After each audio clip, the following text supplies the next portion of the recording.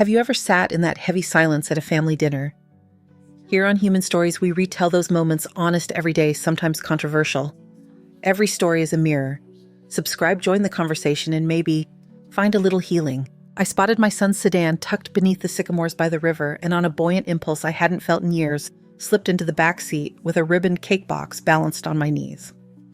It was April 12th, Lucas's 34th birthday. Baxter and Bloom had piped tiny gold dots across the dark frosting because they remembered he always asked for the fancy kind. I folded myself down behind the driver's seat, trying not to laugh at the small mischief of it. The upholstery smelled of rain and new cologne. Keys chimed somewhere outside. I steadied the cake with both hands. The driver's door opened and Lucas slid in. He didn't start the car. A second door opened and a cool citrus perfume soaked the air. "Are you sure you want to do this?" a woman asked as she buckled her belt, voice smooth, professional. I recognized it from the studio lobby the day I dropped off scones to celebrate their new client, Camilla Rhodes, Lucas's business partner. I had been the one who encouraged him to hire her when he talked about growing the firm. Positive, Lucas said, clipped and efficient. She practically handed me everything. After Dad died, she signed whatever I set in front of her. My fingers tightened around the cake box. Camilla's laugh ticked like a small bright clock. "So you've got the whole list. Power of attorney beneficiary updates the works. Every line," he said. "And the deed is already in my name." I called it a routine tax update. He tapped the steering wheel with his thumb, counting a private rhythm. She thanked me. Some sentences changed the weight of the air, the house, the crooked porch step Henry always meant to fix, the 4 tiles by the sink we set and reset one winter because we couldn't afford a new counter, the fig tree that throws a green shadow across the kitchen in August. My breath sounded too loud. Camilla's tone turned conversational as if discussing a logo. "She tends to dig in. What if she refuses?" "She won't," Lucas said. "Seaview residents will have a room by the end of the month. Her savings will burn through quickly, and after that, it isn't our problem." Words can wear your child's face and still feel like strangers. Lucas had been the boy who crawled into our bed during summer storms and arranged his toy cars by color. I tied his scout kerchief for every campout. I memorized dinosaur names so I could keep pace with his 3rd-grade monologues. Now he sat 2 feet away and discussed me the way people discuss tasks. Schedule it. It move, it be done. "What if she notices the deed?" Camilla asked. "She won't," he said. "I clip a paper where she should sign and she signs. She trusts me, always has." The ignition caught. The sedan slid from the curb. Cobblestones clicked under the tires. Streetlights threw pale ladders across the ceiling. I counted them to keep my hand steady. At the 7th light, we turned into a garage. 2 doors opened and closed. Footsteps and laughter receded into the echo. I waited long enough for silence to feel complete, then slipped out with the cake and walked toward daylight. A teenager at the pay kiosk looked from my face to the ribboned box. I managed a smile that felt borrowed. A taxi carried me back to my bungalow with its stubborn doorbell and flaking rail. I set the cake on the kitchen table Henry had sanded during our first spring with a little money to spare. The clock thudded once, then again. After Henry died, my days became lists, rent, utilities, casseroles for neighbors who wouldn't let me refuse. Lucas arrived with folders and a careful voice. "It just makes things easier, Mum," he said, the old British endearment he knew I loved. He pointed. I signed. Sometimes my pen hesitated over dense paragraphs, durable power survivorship affidavit, and then the kettle boiled or a neighbor called or grief fogged the page and I moved the pen along. Habit is helpful until it dulls your sight. This afternoon the memories returned with edges, the bank visit to update signature cards, the county office, for a parcel file, clean up the texted photo with a yellow arrow and initial "here" so your medical instructions match. I watched my pen draw loops. I did not watch my footing slide. I didn't ask to keep the originals because Lucas said he would. I didn't read twice because the first pass was through steam. I moved the cake to the sink because its sweetness made my stomach pitch and watched drops beat on the lid. The absurdity steadied me. I dried my hands, opened the drawer where Henry's fountain pen waits like a patient soldier, and pulled out the small blue notebook I use for grocery odds and library due dates. On the first blank line, I wrote 3 things. April 12th, Lucas's voice, Seaview residence. The pen scratched. The sound was small but real, the sound of a needle finding a groove. I added POA deed beneficiary. On the stove mantel sits a photo of Henry the week we finished paying off the first half of the mortgage. He stands cross-armed, pretending sternness, smiling, wide enough to show the chip in his front tooth from high school baseball. He never trusted anyone who promised neat answers to complicated questions. Read it twice, then read it suspicious, he liked to say about paperwork. I teased him for that. I had not read twice. I had read once through Steam. Camilla's voice returned. She won't be stubborn, glossy, and practiced. The day we met, she leaned near my shoulder and said conspiratorially, Lucas says your curriculum ideas built his discipline. I blushed like a girl. Of course she would know what to say. Of course I would want to hear it. 8-year-olds are my field. Their tricks are honest. Adults use the same tricks with better shoes. I went to the hall closet and lifted down the little fireproof case Henry insisted on buying after a news segment about basement floods. Inside, alongside birth certificates and the refinance papers, lay an envelope in Henry's block letters wills. Next to it sat a glossy brochure I did not remember receiving. Seaview. It announced in soothing serif type, showing elderly women in pastel cardigans beneath a trellis.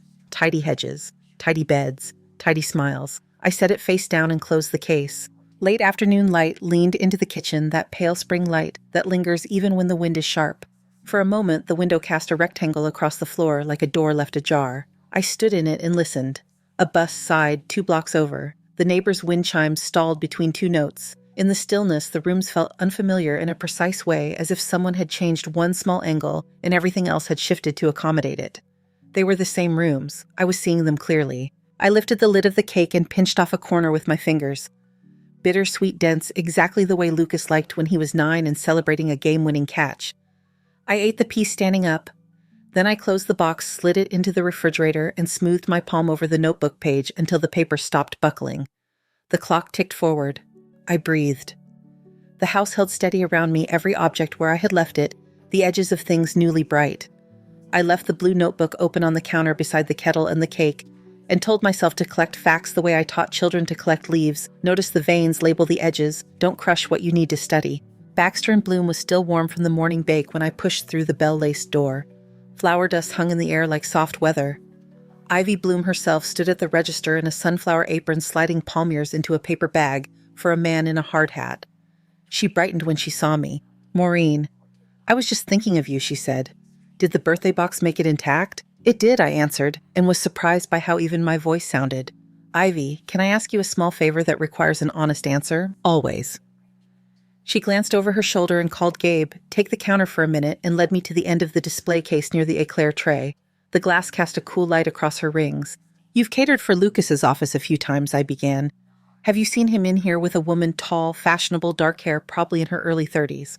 Camilla, Ivy said at once, cautious the way people are when they realize the ground might be delicate. Yes. How often? More lately, she said. At least twice a month. They ordered a tasting last week, mini tiers and fillings, and asked about delivery timelines. Her eyes softened. I assumed you knew. Something in my face must have answered for me because she touched my sleeve. I'm sorry, she said quietly. Thank you for telling me the truth, I said. Truth has a temperature when it touches skin.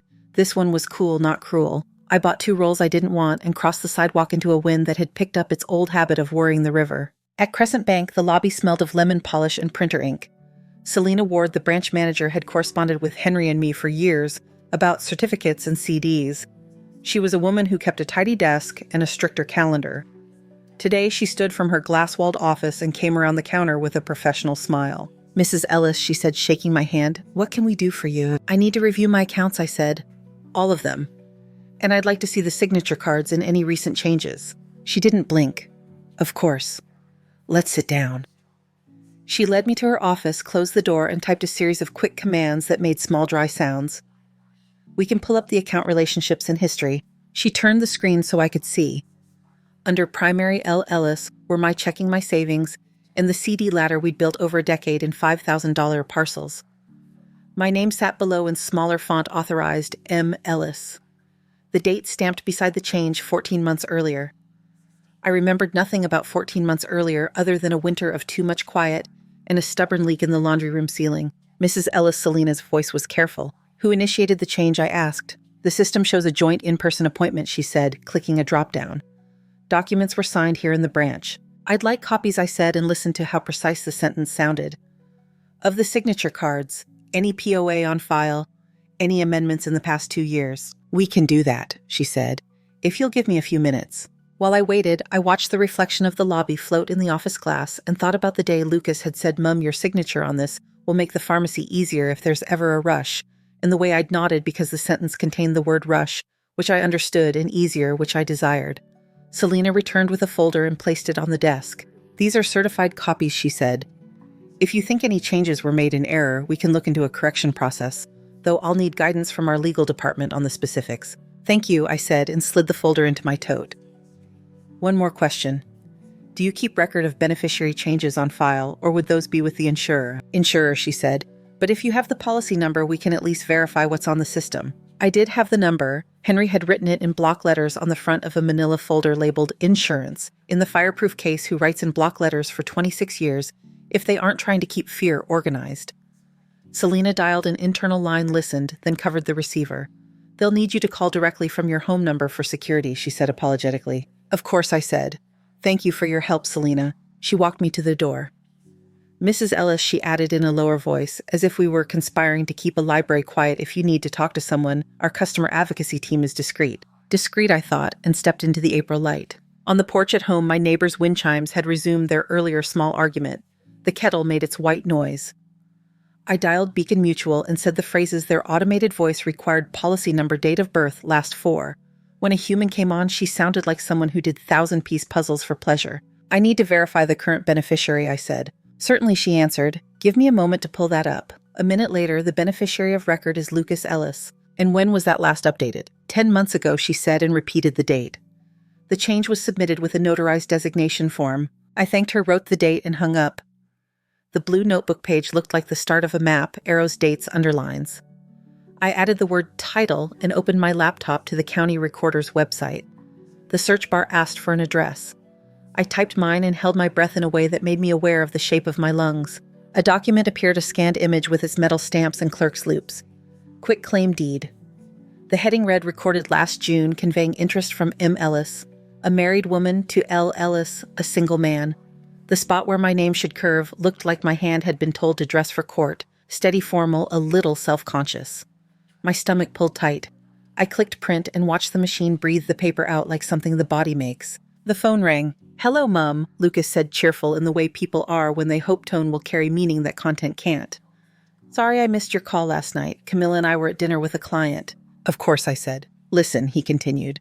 "I'd like to swing by this week and simplify your financial setup a bit. Consolidate some accounts, make sure your bills run automatically. You'll love it once it's done. Can I come Friday at 10? "Friday at 10 is fine," I said. I could hear paper being moved on his end, the friction of things organized into stacks. "Great. And Mom?" His voice softened. "I've put your name down for a tour at Seaview next week. It's a lovely place, just to see what you think." The blue notebook's graphite words looked suddenly too dark. "All right," I said, the way women say all right when the conversation is a room they intend to rearrange after guests leave. When I hung up, I stood very still and listened to the house register footfalls that weren't there. Then I called Joan Park, who had been our school's office manager back when a copier jam could ruin an entire Tuesday, and who now managed a chorus of grandchildren and feral cats with the same calm competence. "Joan," I said when she picked up, "I need the name of a meticulous lawyer." "You sound like you want one who alphabetizes her own groceries," Joan said. "2 names. First is Asha Rahman. She handled my cousin's guardianship mess. Sharp as a tack, gentle when it counts. I'll text you her number." A half hour later, I sat in a lobby hung with local watercolors, boats and fog, a lighthouse with a stubborn beam, and watched a young receptionist attach a blue clip to a stack of papers. "Ms. Raymond will be right with you," she said. Asha Rahman was in her 40s, with the posture of a dancer and the direct gaze of someone who does not mind waiting more than most. Her office held a jasmine plant and a shelf of case reporters that looked handled, not decorative. "Tell me your story in simple sentences," she said after we shook hands. So I did. I left out nothing that mattered and nothing that made my throat feel tight. When I finished, she tapped her pen against her legal pad once, twice. "Okay," she said. "A few things. First, breathe. Second, document. Everything you said you suspected. We will want paper for it. Dates, copies, logs. You started a notebook." I held it up. "Good. Third, you need to avoid tipping him off. You can't accuse him directly and then expect a clean trail." "I understand," I said. "I did." She flipped a page. "We are a single-party consent state," she added. "You may record any in-person conversation you are a part of. If he is going to talk about consolidating accounts or selling property, a recording will be crucial." My mouth felt suddenly dry. "I don't want to be sneaky," I said, and then laughed under my breath at my own sentence, which sounded like something from a school assembly. "I suppose I do." "You want to be safe," she said. We'll also want certified copies of whatever you printed today, plus a property profile from the recorder's office, plus bank statements for the last year. Do you have a camera on your phone? I do. Photograph anything he lays on the table near you. Put the phone flat like you're checking a text. You've done this before, I said. Too often, she said, and her face tightened for a second with something like grief and anger meeting at a corner. She opened a drawer and set a small recorder on the desk, sleek matte, no larger than a tube of lipstick. This is easier than a phone. One button. You'll test it at home to learn the light pattern. Keep your notebook near as if you're jotting bill dates. He'll be accustomed to you making lists. I've been making lists my entire life, I said. Good, she said. They may save it. The recorder lay on my open palm with almost no weight. The jasmine plant behind Asha nodded in the air conditioning. By the time I left, I had a folder of Forms Client Agreement, HIPAA. Release a page that asked permission to request copies of anything bearing my signature from institutions that required an attorney letter. Outside, the sky had decided to be blue without qualification. I wasn't sure after that whether I wanted to go home or walk until my thoughts stopped looking at each other. Instead, I drove toward the waterfront and parked opposite Camilla's building, the one with quartz lobby floors and a lobby attendant whose suit had no lint. The tenant's garage door yawned, a silver Audi eased out into traffic. Camilla sat at the wheel, wearing a white blouse with cuffs that flirted with impracticality. She turned north. I followed 2 cars behind as if the road were a lazy river ride and we were all inflatable ducks tied to one rope. She pulled into Harbor Club where dues were a month's groceries and carried a yoga mat under one arm like a baton. 40 minutes later, she emerged with her hair caught in a clever knot and drove to La Civetta, where waiters carried plates as if they were balancing secrets. A man met her at the door, a real estate agent I recognized from bus benches, Harlan Calder in a navy suit. They sat on the patio. He laid a folder between their plates, spread a sheet with photos and room measurements. Camilla smiled with her lips and her eyes the way some people are taught in childhood until it feels like breathing. I ordered an espresso at the corner cafe and watched without craning. At one point, Calder pointed to a line item and drew a rectangle with his finger, the universal sign for a kitchen that must be opened. Camilla leaned forward. Money moves differently when people believe it's theirs by narrative right. I drove past Birch Street on my way home. A coming soon sign rose from a square of lawn-broomed driveway white trim. I rolled my window down and wrote the agent's number. When I called later, the assistant answering the phone chirped Hearth and Harbor Realty. I'm inquiring about the Craftsman on Birch, I said, giving the number on the sign. Is it available for private showings? Interest has been strong, she said. We have a list of pre-qualified buyers we're prioritizing for tours. Are Lucas Ellis and Camilla Rhodes on that list? I asked, keeping my voice as bland as white paint. A pause, then the softened tone of someone obeying policies while participating in gossip. They've indicated strong interest, she said. There's some timeline sensitivity on their side, but we expect that to be resolved shortly. Timeline sensitivity. I wrote the phrase down because it had the pleasant bureaucratic ring of a doctor's code for panic. Then I made tea and opened the folder Asha had given me. I organized the kitchen table into neat constellations, Crescent Bank statements and certified cards, Beacon Mutual notes, the recorder and its slim instruction sheet, printed screenshots from the recorder's website, a clean legal pad for anything I learned later that needed a home. I took photos of the quitclaim deed with my phone so I would have copy redundancy. I labeled a fresh manila envelope in Henry's block letters without meaning to, and when I looked down at the letters, property, I saw his hand inside mine. The house settled around me like a big animal exhaling.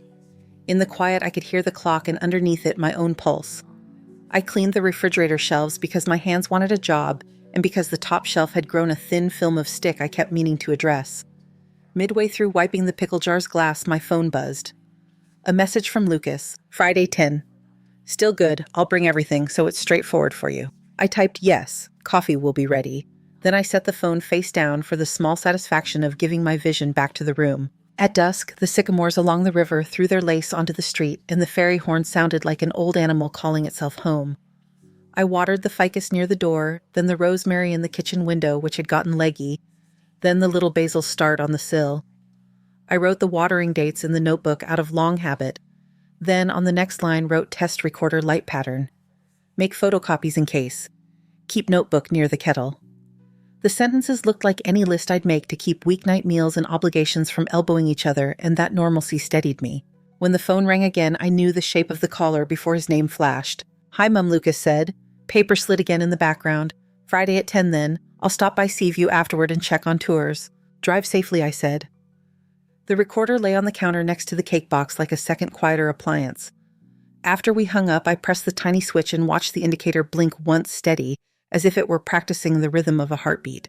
Night came as if the river had decided to rise into the sky. I locked the door, closed the blinds by habit, and stood for a moment in the dark kitchen, listening to the back steps creak in their usual place. The house knew me. I put the recorder in the top drawer beside the wooden spoons, where I knew I would reach on autopilot, and slid the blue notebook on top of the legal pad where the paper's crisp edge met the paper's soft one. When I finally lay down, the room smelled faintly of lemon oil and rosemary. Sleep came, then a startle awake, then sleep again. Morning would ask for coffee. The table would hold what I'd arranged on it. Paper keeps its shape when you ask it to. So do some people. Friday came clear and cool, the kind of morning that throws a clean line across a kitchen table and asks things to sit up straight. I wiped the counter set, 2 cups beside the kettle, and tested the recorder in my cardigan pocket until the tiny light agreed to its quiet work. The blue notebook waited open to yesterday's page arrows to dates, a small square around Seaview. I had called them after dawn when the volunteers were still arranging the lobby hydrangeas. A woman with a gentle voice confirmed what I needed to know: a refundable deposit in Lucas's name, a provisional room for the last week of April paperwork, ready once your son brings you in. At 9:58, the gate creaked. Lucas crossed the path in his navy suit with a leather folio under his arm, the uniform of competence. He kissed my cheek and smelled faintly of something oceanic and expensive. "Morning, Mum," he said. He glanced at the table as if to appraise its readiness. "You look well." "I slept," I said, which was mostly true. "Coffee, please." He sat in Henry's chair and clicked open the folio. Papers made that butter-smooth sound of being tamed. He lined up a pen, uncapped it, laid it horizontal. He had always liked straight edges. I poured and set his cup within reach. "Milk's in the blue pitcher," I said, the old choreography rehearsed enough to happen even now. He didn't look up. So he said, handing me a clipped packet, "Let's keep this simple, consolidation first. Too many accounts mean too many opportunities for mistakes. We'll roll checking and savings into a single managed account I oversee. Automatic payments will eliminate late fees. You'll have a card for small things, no more fuss." I let the packet rest on the table without opening it. The recorder's light kept its modest pulse against my ribs. And this, he went on, sliding. "A second stack formalizes what we've already put in motion. Durable power of attorney with full scope financial, medical, real property. It's the cleanest way to protect you while you're still competent to grant it." While I'm still competent, I repeated, arranging my mouth around the syllables like glass marbles. "That's a phrase. It's a legal necessity." He sipped, frowned. The coffee was strong. Henry liked it that way, and so do I. You know how easily people our age get targeted. Our age. I took my cup in both hands. What else? Next, the house. He tilted his head at the walls, at the floor that holds our footsteps, evaluating value as if it were square footage. "It's not practical for you anymore. Birch Street is perfect for us, and it makes 0 sense to carry 2 properties. We list this for a quick close. You try Seaview for a month and see how you like it. If it's not a fit, there are other options. But we should act before the market shifts." "Seaview is expecting me," I asked. "They have open hours every day," he said, an easy lie wearing his careful voice. "I'll handle the details." I let a small silence stand between us, the kind that invites a person to fill it with truth if he has one. Lucas filled it with efficiency. "There are signature tabs where you need to sign," he said, tapping the fluorescent flags. "Here, here, and there. I'll notarize at the office." "What am I signing precisely?" "It's all there," he said. "The headers summarize the intent. We can go page by page if that calms you." "Lucas," I said, keeping my tone level, "why am I listed as an authorized user on accounts that used to be mine?" He watched my face with the same look he uses for prospect meetings, pleasant, absorbing, ready to redirect. "Because it's safer. You said yourself you don't enjoy online banking. This imposes structure." "And why did Beacon Mutual update the beneficiary to your name last June?" His eyes flicked quick as a bird measuring distance to a wire. "Because if something happens to you, funds need to move without probate knots. I'll make sure you get the best care." "And why did I quitclaim the house to you?" I asked. The sheet with my printed name lay on the table between us, like a mirror someone had breathed on. I'd like in simple sentences to understand that. "For tax efficiency," he said. I explained this. "Stepped up basis transfer timing. If you keep an asset titled in your name while you're..." He stopped himself, changed lanes. "It's about preserving family value." "Family value," I said. The words felt like an object I didn't recognize placed in my hand for approval. He leaned forward the way people do when they want proximity to do the work of persuasion. "You raised me to solve problems, Mum. That's all I'm doing. Managing the pieces so you don't have to." "I called Seaview this morning," I said, and set my cup down. "You placed a deposit. They're holding a room for the last week of April." The smallest pause, then lightly, "You must have misunderstood. They read your name," I said, "and named the dollar amount. They described the room.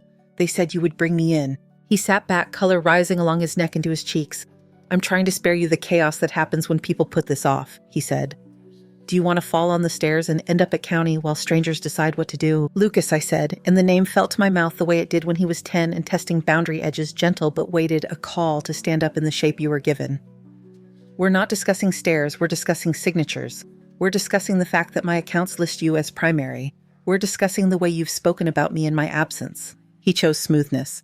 I've been nothing but devoted, if you asked anyone. I asked Ivy at the bakery, I said. She catered your cake tasting. He blinked. I don't know what she thinks I asked Crescent Bank for certified copies I went on. I asked Beacon Mutual for dates. I asked the county for what I signed. I am asking you now to tell me the truth. His jaw set. He reached for the pen, spun it, once the habit of a man who performs calm when he feels something snarling under it. The truth, he said, is that you've been scattered for months. You misplaced your bill file. You asked the same questions on the phone 3 times. You told me your neighbor's wind chimes kept you up, and I pointed out your windows were closed. He spread his hands open, reasonable. This is what I'm for. I looked at the pen and remembered a 3rd grade conference where we all, teacher, child, mother, agreed that fidgeting meant energy with nowhere to go. Who is we when you say we should sell the house, I asked. You and Camilla. He smiled, patience painted on. Camilla is my business partner. She is, I said. And she is also the woman you take to La Civetta to plan a kitchen layout. So much for painted patience. His real mouth arrived. You followed me, he said, letting the question pulse with accusation. Mum, that's not normal. That's the kind of behavior that makes people worry you can't manage on your own. I called a realtor's assistant who used the phrase timeline sensitivity, I said. It interested me, that's all. He closed the folio long enough to breathe, then opened it again as if that would reset the hour. I don't want to argue, he said. Sign the consolidation in the POA and I'll take the rest off your plate. You can do your garden, your book club, whatever you like. Seaview has lovely programs. Do you hear yourself, I asked. Do you hear the way you've turned my life into a list you can manage more efficiently? He studied me like he was looking for a handle to move the conversation. He chose a different instrument. Are you stealing from me, I asked. His expression rearranged itself, shock first, then pity, then offense. How could you ask me that? You are on my account as his primary, I said. You moved my savings into your control. You changed an insurance beneficiary. You recorded a deed. You scheduled a room for me at a facility without telling me. Tell me I'm wrong about any of those sentences. Everything I've done has been in your interest, he said. I kept you from falling for that warranty call scam last month. Do you remember? I covered the repair on your roof because you forgot to call the contractor back. Do you remember? You leave the kettle boiling. You asked me last week how to turn on the television you've used for 3 years. Do you remember? I did remember that he had invented 2 of those examples, and that the 3rd happened on the morning after a headache when I'd been moving at an angle. I remember, too, that he was building a story even as he told it, a story in which I fit into a bed someone else had made. If you're going to say those things, I said say them into the right record. I reached into the cardigan and set the recorder on the table between us, the red light shy but steady. He stared at it as if it had replaced my face. You can't, he began. I can, I said. We live in a state where a person may record a conversation they are part of. He swallowed. Delete it, he said soft. No. If you don't, he said, I'll make a call today. I'll tell Dr. Hayes you're a danger to yourself and others. We'll get an emergency evaluation. They'll see the paranoia. You'll call a doctor to pronounce me incompetent because I asked you to answer questions about my own property, I said. Because you're not thinking clearly, he said louder now, the Polish slipping, the urgency showing. Because you followed my colleague. Because you consult bakers and bank tellers about private family matters. Because you're trying to trap your own son on tape as if we're adversaries. As if I said and left the rest untended on the table the way you leave a thorn you can't remove with the tools at hand. He stood. The chair legs startled a small squeal from the floor. He paced to the window and back. He took the pen from the table and set it down as if the pen were to blame for any of this. When he spoke again, he had modulated himself back to a civility that pressed on the air. I'm going to forgive this, he said, and the sentence slid oil slick across the wood. I'm going to pretend you didn't try to record me, and you are going to sign. Today. If you refuse, I will take the steps that are available to me under the law you granted when you signed the first POA last year. Did I grant you complete scope last year, I asked, and watched his eyebrow quiver. Or did you expand it when I wasn't looking? Stop dramatizing, he said. You're making this harder than it has to be. You have always loved efficiency, I said. You loved lining up your crayons by shade even when you were 4 and the box fought you. He breathed out hard enough to move a hair at his temple. Enough, he said. He reached for the first packet and tapped the signature tabs again. We're done circling. Sign and I'll book the photographer and list the house on Monday. The recorder's small light blinked once, a patient metronome. Outside, a siren unfurled downtown and folded itself away. Inside, the clock's second hand swept in quick, quiet arcs along its little ladder. I picked up the top page and turned it. The language hummed its official hum. Where it said, I appoint, I read, I surrender. Where it said, agent, I read son. No, I said. He didn't move. The word hung between us and looked around calmly to see what else it might need. No to which party asked too evenly. No to consolidating accounts. No to protecting you from making mistakes. No to selling before the roof eats your savings. No to letting me do what any good son would do. No, I said and set the packet down, which is different than throwing it. No to signing. No to the story where I am a problem you solve. Color rose again. It had nowhere new to go, and so it deepened where it was. He leaned in until the air felt thin. You don't have a choice, he said, a whisper, sharpened into something with edges. I already have the authority. I can sign for you. Then you don't need me at this table, I said, but you are here. He stared at me as if the shape of me offended him, as if he had expected a different geometry. He gathered the papers and slipped them into the folio with quick, mean movements that bent one corner. He closed the folio hard. This isn't over, he said. I didn't say it was, I said. He hesitated as if he had intended to touch my shoulder and couldn't remember why. Then he walked out. The latch caught, the gate complained, the path quieted. Only after the last of his footsteps dissolved did I push the button to stop the recorder. The light went dark with a tiny decision. My hands shook, then steadied around the cup I hadn't finished.